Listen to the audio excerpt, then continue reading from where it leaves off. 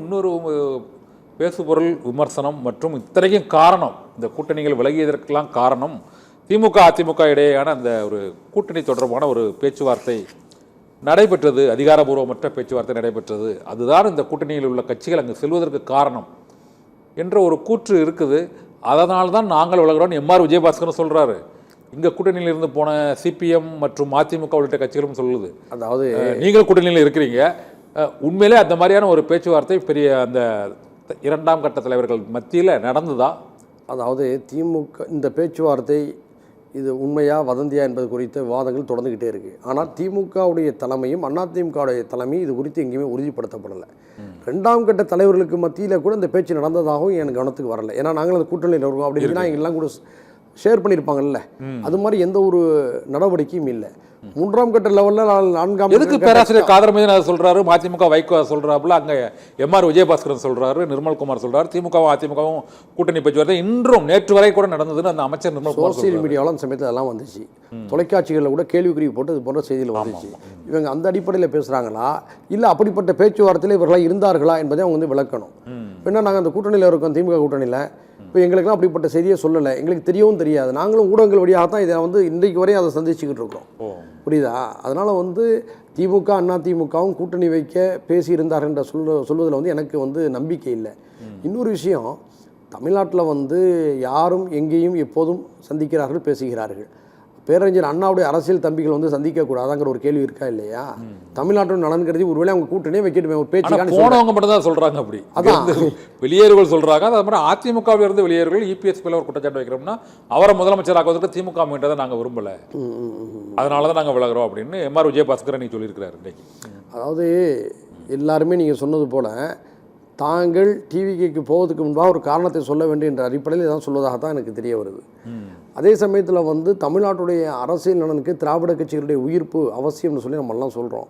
ஆனால் இதை வந்து அதிமுகவுடைய மேலிடம் அதனுடைய தலைமைத்துவத்தில் இருக்கக்கூடிய முக்கிய நிர்வாகிகள் இதை வந்து அக்கறை எடுத்து கவனம் எடுத்து செயல்படுத்துகிற மாதிரி தெரியலை. இதே நிலை தொடர்ந்தாங்கன்னா மேலும் மேலும் அவங்க வீழ்ச்சியை தான் சந்திப்பாங்க.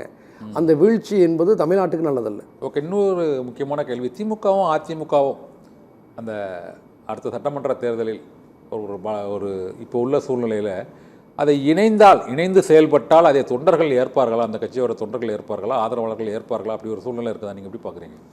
அதாவது ஒரு யூகம் தான். இந்த யூகத்துக்கு நான் என்ன பதில் சொல்ல முடியும்? சிரமமான ஒரு பதில் இது. தமிழ்நாட்டுடைய அரசியலில் எது வேண்டுமென்றாலும் நடக்கும். தமிழ்நாட்டு அரசியல் மட்டும் இல்லை, உலக அரசியலே எது வேண்டாலும் நடக்கும். உதாரணத்துக்கு உத்தரப்பிரதேசத்தில் எதிர்முதிரமாக இருந்த பகுஜன் சமாஜ் கட்சியுடைய தலைவர் மாயாவதி அவர்களும் முலாயம் சிங் யாதவ் அவர்களுடைய சமாஜ்வாதி கட்சியும் ஒன்று சேர்ந்து கூட்டணி அமைச்சாங்களா இல்லையா? கடுமையாக மோதிக்கொண்ட லாலு பிரசாத் யாதவும் நிதிஷ்குமாரும் ஒரு கட்டத்தில் ஒன்று சேர்ந்து கூட்டணி ஆட்சி அமைச்சாங்களா இல்லையா? நம்ம பார்க்குறோமா இல்லை, அரசியல் இதெல்லாம் கவனிக்கிறோமா இல்லையா? இதே போன்ற நிகழ்வுகள் எப்போ வேண்டுமென்றாலும் எங்கும் நடக்கலாம், அது தமிழ்நாட்டிலும் நடக்கலாம்.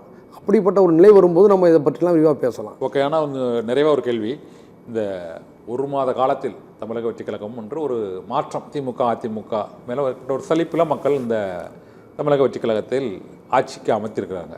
இந்த 40 நாட்கள் இந்த ஒரு மாத கால ஆட்சியில் அந்த செல்வாக்கு, அந்த கட்சிக்கான செல்வாக்கு அதிகரித்திருக்கு தான் நினைக்கிறீங்களா? ஏன்னா பல கட்சியிலிருந்து போய் தலைவர்கள் அங்கே இணைகிறத பார்க்கும்போது அந்த கட்சிக்கு செல்வாக்கு மிக அதிகமாக இருக்கிறது, அதனால் நாங்களும் அதில் இணைந்து அந்த ஆட்சி அதிகார பலனை பெறுவதற்காக அதில் போய் இணைவதற்கான முயற்சியில் அவர்கள் ஈடுபடுகிறார்கள் என்பதால் அந்த கட்சிக்கான செல்வாக்கு அதிகரித்து கொண்டே செல்வதாக நினைக்கிறீங்களா அல்லது குறைந்துக்கிட்டே போவதாக நினைக்கிறீங்களா? இந்த அதாவது இந்த கேள்விக்கு நம்ம வந்து 1.5 மாதத்துலேயே முழுசாக பதில் சொல்ல முடியாது சார். ஒரு ஆட்சி அமைச்சிருக்கிறாங்க, அவங்களுடைய ப்ராசஸ் வந்து கொஞ்சம் கொஞ்சமாக போய்கிட்டு இருக்கு. ஒரு 6 மாத காலத்தை கடந்த பிறகு தான் நம்ம அந்த ஆட்சியுடைய நடவடிக்கைகளை கொடுத்து முழுமையாக மதிப்பெண்களை போட முடியும், கருத்துக்களை சொல்ல முடியும். அதுவரை அன்றாடம் நடக்கக்கூடிய நிகழ்வு குறித்து நம்மளுடைய எதிர்வினைகளை நம்ம ஆற்ற முடியும். அந்த அடிப்படை தான் செஞ்சுக்கிட்டு இருக்கிறோம். இப்போ புதுசாக ஆட்சிக்கு வந்திருக்கிறாங்க, இவங்களுடைய ஆட்சியில் என்ன நடக்குது என்பதை பார்க்கின்ற பொழுது புதிதாக எதுவுமே நடக்கலை என்பது தான் என்னுடைய கருத்து. அதே கொலைகள் எப்போதும் போல் நடந்துக்கிட்டு இருக்கு, அதே கற்பழிப்பு குற்றச்சாட்டுகள் எப்போதும் போல் பத்திரிகையில் வந்துக்கிட்டு இருக்கு, அதே போதை மருந்து குற்றங்கள் மது குற்றங்கள் அதே மாதிரி நடந்துக்கிட்டு இருக்கு. இதில் ஏதாவது மாற்றம் ஏற்பட்டு ஊழல்லாம் கொஞ்சம் ஓரளவு ஒழிஞ்சிருக்காரு அப்படி யார் சொன்னா அப்படின்னு சொல்கிறாங்க. அப்படின்னு சொல்கிறாங்க. எங்கெங்கே எந்தெந்த அதிகாரிகள் இதெல்லாம் கைவிட்டாங்க, தன்னை மாற்றிக்கிட்டாங்க, தன்னை திருத்திட்டாங்கிற பட்டியல் உங்கள்கிட்ட இருக்கா அப்படின்னு தான் சொல்லுங்கள். போன மாதம் வரலையே லஞ்சம் வாங்கியிருந்தாங்க, மூட்டை மூட்டையாக பணத்தை வாங்கியிருந்தாங்க, இப்போ போன மாதத்துலேருந்து நிறுத்திட்டாங்க அப்படிங்கிற தகவல் ஏதாவது வந்துச்சா? சோசியல் மீடியாவில் கருத்துருவாக்கம் செய்யப்படுகிறது, அவ்வளவுதான் நடப்பது. அது போன்ற வைகோவே சொல்றாரு ஒவ்வொரு ஸ்கொயர் ஃபீட்டுக்கு கமிஷன் கரப்ஷன் எனக்கு என்ன வேடிக்கையாக இருக்குன்னா, அண்ணன் வைகோ மீது நமக்குலாம் ஒரு பெரிய மரியாதை இருக்குது. அவருடைய அரசியலின் மீது நமக்கு சில விமர்சனங்கள் இருந்தாலும் அவருடைய உழைப்பு, நீண்டகால அரசியல் தன்மைகள், போராட்ட உணர்வுகள், இதன் மீது நம்ம மதிக்கிறோம். இத்தனை வருடங்கள், இத்தனை மாதங்கள் கூட்டணியில் இருந்துவிட்டு இப்போ திடீரென்று இப்படி ஒரு கருத்துக்களை சொல்லும்போது நம்ம எல்லாருக்குமே அதிர்ச்சியாக இருக்குது. அவர் மீதான நன்மதிப்பு இதில் கெடுது, இதுதான் உண்மை. அதாவது ஒரு ஸ்கொயர் ஃபீட்டு இவ்வளோ கேட்டுக்கிருந்தாங்க, இப்போ அதெல்லாம் இல்லைங்கிறாங்க. நீங்கள் கொஞ்சம் கிராமப்புறங்களில், சிறு நகரங்கள்லாம் போய் பாருங்கள் என்ன நடந்துக்கிட்டு இருக்குன்னு சொல்கிறேன்னா. அப்படிப்பட்ட ஒரு நல்ல மாற்றம் ஏற்பட்டால் நம்மளாம் அது உண்மையிலே பாராட்டுவோம். லஞ்சம் ஊழல் ஒழியணுங்கிறது தானே நம்மளை போன்றவர்களுடைய மாற்று அரசியல் விரும்பக்கூடிய முற்போக்கு ஜனநாயக சக்தியுடைய விருப்பமும் அதுதானுங்க. அது நடந்தால் நமக்கு மகிழ்ச்சி தான். அது எங்கே நடக்க ஆரம்பிச்சிருக்குன்னு எனக்கு தெரியலை. இப்போயே என்ன சொல்கிறாங்க, நீ ஊழல் ஒழிச்சிட்டோம், லஞ்சத்தை ஒழிச்சிட்டோங்கிறீங்கல்ல, குதிரைப்பரம் நடக்குதுன்னு சொல்லி விமர்சனங்கள் வருதா இல்லையா? பேரம் பேசப்படுது, அந்த பேரம் பேசப்படுங்கிற வார்த்தையிலே இது எல்லாமே அடிபட்டு போயிடுதா இல்லையா? சொல்லுங்க நீங்க. இல்ல அந்த விமர்சனமும் இருக்கு. இப்ப சேரக்கூடிய அந்த விமர்சனம் இருக்குல்ல, அந்த அமைச்சர்கள் எல்லாம் ஊழல் புரிந்தவர்கள் என்ற விமர்சனத்தை வைக்கிறாங்க, எதிர் தரப்பினர் வைக்கிறாங்க. இப்போதைக்கு ஒரு 7 தொகுதிகள் வந்து காலியாக இருக்குது. நாளை ஒரு 2 சட்டமன்ற 2 விஜயபாஸ்கர்கள் இணைகிறார்கள். 9 நாளை மறுநாள் கூட இது நடக்கலாம். இது மொத்தம் ஒரு 12 வரை, இந்த 12 எம்எல்ஏக்கள் வரை ராஜினாமா செய்வதற்கான வாய்ப்பு இருக்கிறது. அது அந்த அறுதி பெரும்பான்மை பெறுவதற்கான அந்த இடைத்தேர்தலுக்கான முயற்சி என்று ஒரு பேச்சு இருக்குது. அதை நோக்கி செல்லும் போது அந்த இடைத்தேர்தலில் முடிவுகள் எவ்வாறு இருக்கும்னு நீங்க நினைக்கிறீங்க? அது மக்கள் தான் முடிவு பண்ணுவாங்க. இருந்தாலும் கேட்குறேன், இதே எம்எல்ஏக்கள் போட்டியிட்டால், ராஜினாமா செய்த எம்எல்ஏக்கள் மீண்டும் போட்டியிட்டால் அவர்கள் வெற்றி பெறுவதற்கான வாய்ப்பு இருக்குங்க. தேர்தலுக்கு முன்பாக 4 அணிகள் இருந்தது. தேர்தல் முடிவுக்கு பின்னால் 3 அணிகள் ஏறத்தாழ ஒன்றுக்கொண்டு சமபலத்தோடு தான் இருக்கிறேன். கொஞ்சம் ஏற்ற இறக்கங்கள் இருக்கலாம், சமபலத்தோடு தான் இருக்கிறதா நம்ம கருதுகிறோம். இப்போது இடைத்தேர்தல் வருகின்ற பொழுது மக்களுடைய மனநிலை என்னவாக இருக்கும் அப்படிங்கிற ஒரு கேள்வி இருக்குது. பொதுவாகவே தமிழ்நாட்டில் இடைத்தேர்தல்களில் பெரும்பாலும், எல்லா நேரங்களும் இல்லை, அதுவும் பொது தேர்தல் முடிந்து 2 மாதம் தான் ஆகிருக்கக்கூடிய நிலையில் ஆளுங்கட்சி சார்பில் தான் இருக்குது என்பது பரவலாக ஒரு கூற்று. நம்மளும் கடந்த காலத்தில் பார்த்துருக்குறோம். ஒரு 2 வருஷம் கழித்து 3 வருஷம் கழித்து நடக்கும்போது ரிசல்ட் வேறு மாதிரியாக கூட இருந்திருக்கு.